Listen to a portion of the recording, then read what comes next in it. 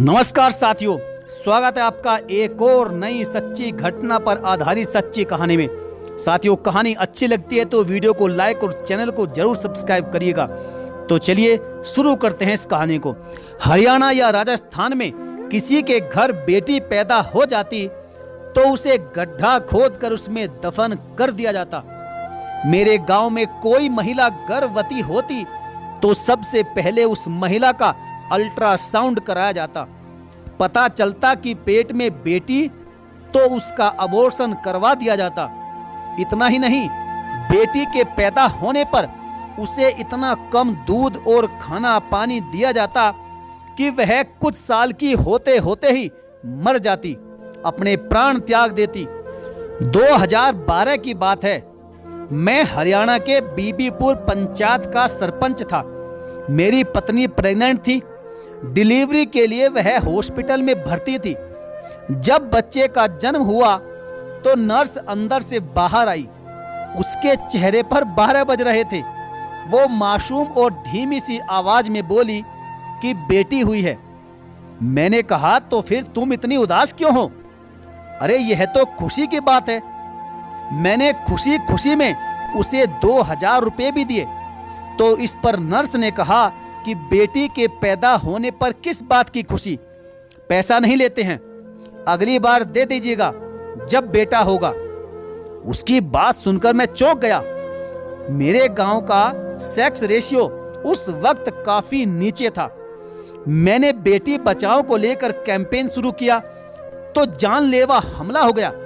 यहां तक कि मेरे खिलाफ सुपारी भी दी गई।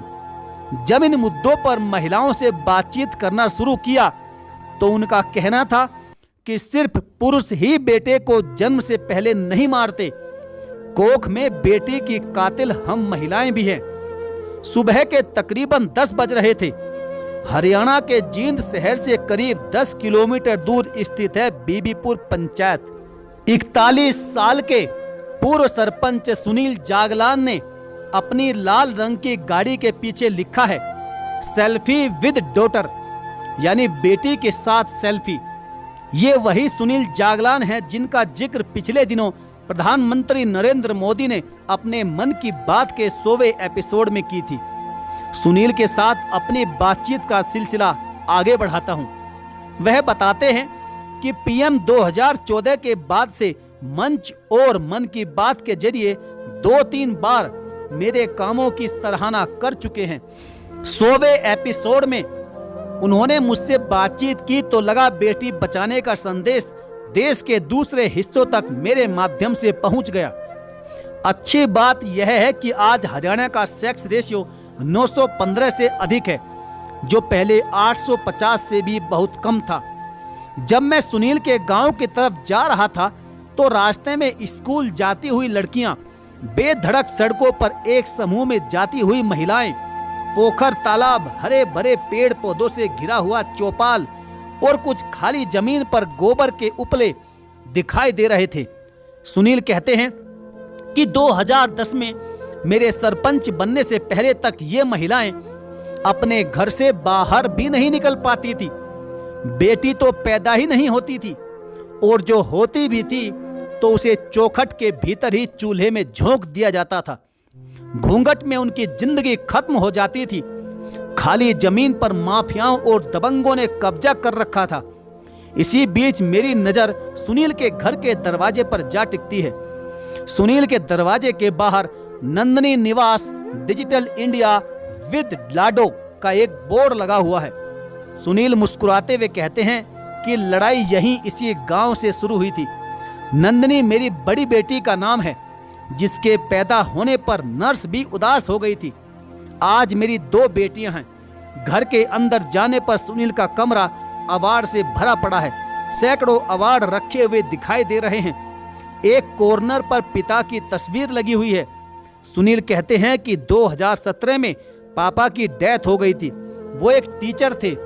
मेरे अंदर महिलाओं के सशक्तिकरण को लेकर जो जज्बा है वो कहीं ना कहीं पापा से ही मिला। वो हमेशा चाहते थे कि लड़कियां पढ़े लिखें, आगे बढ़े, लेकिन दिक्कत गांव के लोगों की सोच और विचार में थी, उनकी मानसिकता में थी। वह बेटी पैदा नहीं होने देना चाहते थे। सुनील सरपंच बनने का दिलचस्प वाकया बताते हैं। वे कहते हैं कि जिस मकान में हम लोग अभी रह रहे हैं ना, वह उस वक्त बनकर तैयार हुआ था। मैं कंप्यूटर साइंस से ग्रेजुएशन करने के बाद एकेडमी सेक्टर में काम कर रहा था। कॉलेज लेक्चरर था। फिर बाद में आईआईटी की तैयारी करने के लिए एक इंस्टीट्यूट को चलाने लगा। मैंने एक नई कार ले ली थी। गांव में कच्ची गली थी। बरसात के दिनों में घुटने तक पानी भर जाता था। एक रोज की बात है कि मैंने अपने गांव के सरपंच से सड़क बनवाने के लिए कहा, तो उन्होंने मुझसे कहा कि फंड नहीं है। फिर मैं डिप्टी कमिश्नर के पास गया। पहले तो उन्होंने 2-3 दिनों तक टाल मटोल किया और फिर कहा कि इसके लिए विधायक फंड पास करेगा। मैंने विधायक से अपील करके फंड पास करवा लिया, लेकिन मौजूदा सरपंच किसी और काम में फंड लगवाना चाह रहे थे। इस बात पर हमारा विवाद हो गया। मैं इसकी शिकायत लेकर डिप्टी कमिश्नर के पास फिर से गया, तो वे मुझ पर झल्लाते हुए बोले कि अब सरपंच ही तय करेगा ना कि कौन सा फंड कहां लगेगा। ताना मारते हुए कहा कि सरपंच ऐसे ही नहीं बन जाते हैं। यह बात मुझे बहुत चुभ गई। मैंने भी सोच लिया था कि अब तो सरपंच बनकर ही दिखाना है। घर घर जाकर महिलाओं से बातचीत करना शुरू किया। उनसे जब भ्रूण हत्या को लेकर बात की तो उनका कहना था कि इसमें उनकी भी बराबर की भूमिका होती है। जितना दोष मर्दों का है उतना ही हम महिलाओं का भी है। फिर मैंने उनकी काउंसलिंग करनी शुरू की। आलम यह हुआ कि 2010 के पंचायती चुनाव में लोगों ने मुझे सरपंच बना दिया। बातचीत के बीच ही सुनील की मां आ जाती है। सुनील अपनी मां की ओर देखते हुए कहते हैं कि मुझे याद है जब मैं सरपंच बना था तो मां कमिश्नर को मिठाई खिलाने गई थी। मां ने ताना मारते हुए कहा, कमिश्नर साहब ऐसे बनते हैं सरपंच, देख लिया, लीजिए मिठाई खाइए। कई दिनों के बाद सुनील अपने गांव आए हैं। उनसे मिलने के लिए कुछ महिलाएं बाहर खड़ी हुई हैं। सुनील बताते हैं कि ये वही महिलाएं हैं जो पहले मर्दों के जुल्म सहती थी। पति शराब पीकर आता था और इन महिलाओं के साथ मार पिटाई करता था। गांव में एक शराब का ठेका भी था। जब मैं सरपंच बना तो इन महिलाओं को जस्टिस और न्याय दिलाने के लिए थाने से लेकर कोर्ट तक गया। सबसे पहले मैंने गांव के ठेके को बंद करवाने की पहल की। इसी के विरोध में ठेके वाले ने मुझे गोली मार देने की बात कही थी। जब ये बात गांव की महिलाओं को पता चली तो सभी महिलाओं ने ठेके का घेराव करके उसे जमींदोज कर दिया। मेरी पहल के चलते गांव के लोग मेरे खिलाफ हो गए। उनका कहना था कि दूसरों के घरों की बहू बेटियों को बढ़ा चढ़ा रहा है, उन्हें सिखा रहा है, ताक झांक कर रहा है, पागल हो गया है। मैंने पूरी पंचायत में बुजुर्ग महिलाओं की एक टीम तैयार कर रखी थी जो घर घर जाकर महिलाओं के बीच में रहकर पता लगाती थी कि कौन प्रेग्नेंट है, ताकि कोई महिला जाकर लिंग जांच अल्ट्रासाउंड न करवाए। मैंने महिला ग्राम सभा में एक रिजोल्यूशन पास करवाया जिसमें कोख के कातिल पर भी 302 के तहत कार्रवाई का प्रावधान था। सुनील बताते हैं कि मैंने महिलाओं के साथ सभाएं करनी शुरू कर दी। देश की पहली महिला ग्राम सभा बीबीपुर पंचायत में ही हुई थी। जब महिलाओं ने घूंघट को दरकिनार कर मंच से भाषण देना शुरू किया, अपनी समस्याएं बतानी शुरू की, तो यह बात एक बार फिर से गांव के लोगों को खटकने लगी। सुनील एक वाकया बताते हैं। वो कहते हैं कि एक बार मैं अपने गांव की महिलाओं के साथ जींद शहर जा रहा था। तभी रास्ते में मेरे खिलाफ लोगों ने गाड़ी की हवा निकाल दी। फिर भी कुछ महिलाएं ही वापस गई, बाकी सभी महिलाएं साथ में चली। इतना ही नहीं, एक बार मेरे खिलाफ सुपारी यानी जान से मारने के लिए किसी को पैसे दिए गए। संयोग से मेरा एक क्लासमेट जो उस वक्त किसी अपराध की वजह से जेल में था, उस तक यह बात पहुंच गई, जिसकी वजह से यह पूरा प्लान कैंसिल हो गया। इसी बीच सुनील का फोन बजता है। यह फोन उनकी बेटी नंदनी का है, जिसे कोचिंग के लिए जाना है। सुनील कहते हैं कि सरपंच बनने के 1 साल बाद 2011 में मेरी शादी हुई थी। मैंने महिलाओं की आवाज को उठाना शुरू किया। 9 जून 2015 का वह दिन था। मैंने बड़ी बेटी नंदनी के साथ ऐसे ही एक सेल्फी लेकर पोस्ट कर दिया। कैप्शन में लिखा था, सेल्फी विद डॉटर। देखते ही देखते यह कैंपेन में तब्दील हो गया।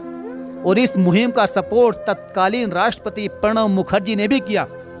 मैंने लोगों से अपील की कि बेटी के साथ सेल्फी लीजिए और भेजकर जीतिए बीबीपुर पंचायत की तरफ से इनाम।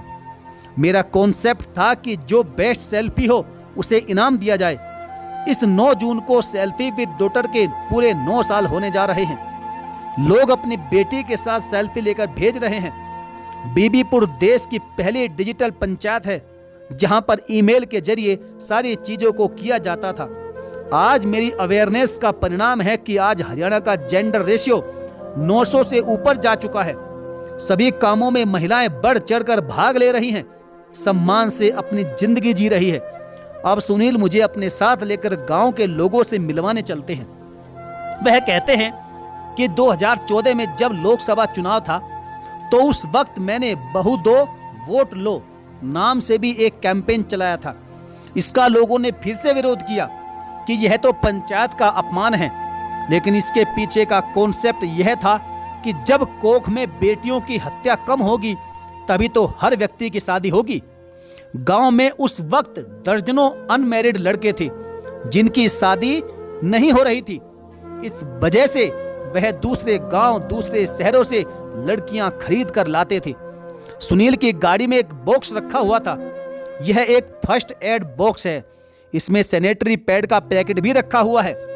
पूछने पर सुनील बताते हैं कि मैं अभी 142 गांव में घर घर पीरियड चार्ट लगवा चुका हूं, ताकि सभी को यह पता होना चाहिए कि उनके घर की महिलाओं को कब पीरियड आने वाला है। देश में करीब 60% महिलाएं टाइम पर पीरियड ना आने की वजह से परेशान हैं। उन्हें पीसीओडी की दिक्कत है। अब पूरा देश, पूरी दुनिया बीबीपुर पंचायत को जान चुकी है। सुनील जागवान को जान चुकी है। यदि मैं टीचर होता तो शायद मुझे कौन जानता। इस बात की मुझे खुशी होती है कि शुरुआत मैंने अपने घर से, अपने गांव से की और आज इसका परिणाम इतना बेहतर मिल रहा है कि सोचकर ही तसल्ली मिल जाती है, बहुत खुशी मिल जाती है, आत्मा तृप्त हो जाती है। जब भी महिलाएं मेरे सामने आती हैं तो मुझे दुआएं देते हुए निकल जाती हैं। साथियों, ये थी सच्ची घटना पर आधारित हमारी आज की कहानी। आपको कैसी लगी, आपका इस बारे में क्या कहना है, अपनी राय कमेंट बॉक्स में जरूर लिखिएगा। और यदि आप हमारे चैनल पर पहली बार हैं तो चैनल को सब्सक्राइब करके बेल आइकन को जरूर प्रेस कर लीजिएगा। तो चलिए साथियों, मिलेंगे फिर और किसी नेक्स्ट वीडियो के साथ। तब तक के लिए धन्यवाद। जय हिंद।